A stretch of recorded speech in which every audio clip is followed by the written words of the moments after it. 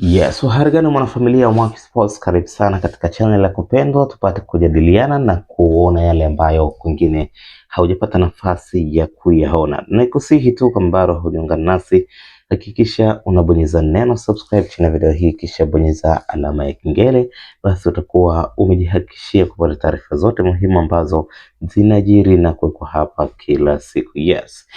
Siku ya jana kulikuwa na trending story ambayo inahusiana na kile ambacho klabu ya soka ya Yanga waliweza kukionyesha kwa mashabiki wa Yanga, lakini pia kwa wapenda soka Tanzania na nje ya mipaka ya Tanzania kufuatia kuanza kwa mchakato rasmi wa ujenzi wa uwanja ambao utakuwa unamilikiwa na klabu hiyo, lakini pia chini ya mwekezaji GSM ambayo ni kampuni iliyoshinda zabuni ya kuweza kusimamia na kumfadhili ujenzi wa uwanja huo. Sasa tulipata bahati ya kuona video ambayo iliachiwa na klabu ya soka ya Yanga kuonesha muonekano wa ndani na nje pindi ambapo uwanja huo utakuwa umekamilika kwa 100%, na hiki ndicho ambacho wameshare nasi. Sasa tuliona uwanja ambao kiukweli ni uwanja wa kisasa, na kama utakuwa kama hivi ambavyo umeonyesha, basi nahisi ni moja kati ya viwanja vikubwa na vizuri sana vinavyomilikiwa na clubs za soka kwa Afrika, utakuja kuwa ni miongoni mwa viwanja hivyo bora. Na tuliona dressing room za kubwa za kutosha, lakini pia kuna vitu wameviongeza mule. Kuna sehemu za gym kwa ajili ya mazoezi ya wachezaji, lakini pia kuna sehemu za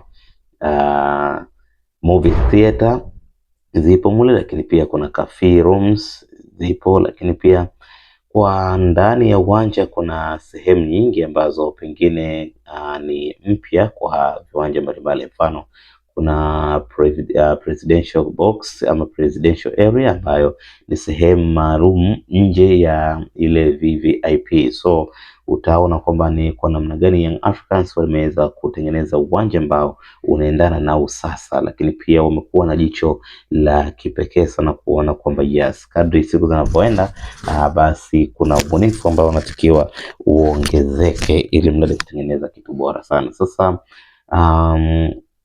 baada ya kuachiwa kwa video hiyo bwana, mambo yameenda viral sana. Nimeona wachambuzi mbalimbali wakiwa wanafurahia, lakini pia wanawapongeza Young Africans kwa ubunifu huu mkubwa ambao pengine haukutarajiwa na wengi, kwa sababu kama tunafahamu kwamba mara kadhaa tumeona kukiwa na kauli za viongozi kwamba Yanga na Simba zitajenga uwanja, lakini hatukuona action kama hii ambayo sasa mfadhili na mdhamini mkuu wa Yanga GSM Company wameweza kukubali kusimamia uwanja huo, lakini pia wamekubali ile share ownership ya 50-50 ambayo inawapa pia nguvu wana Yanga kumiliki uwanja huu kwa 50% na mwekezaji pia akiwa anapata faida kwa 50%. So utaona ni kitu ambacho kiukweli ni moja kati ya kitu kikubwa sana ambacho wamekifanya.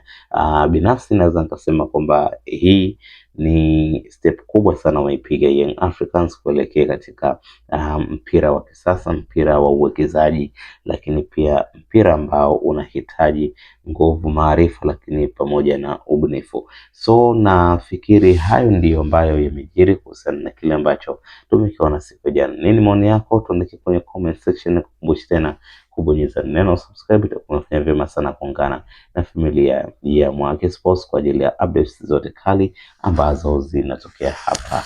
Hadi wakati mwingine, kwa sasa bye bye.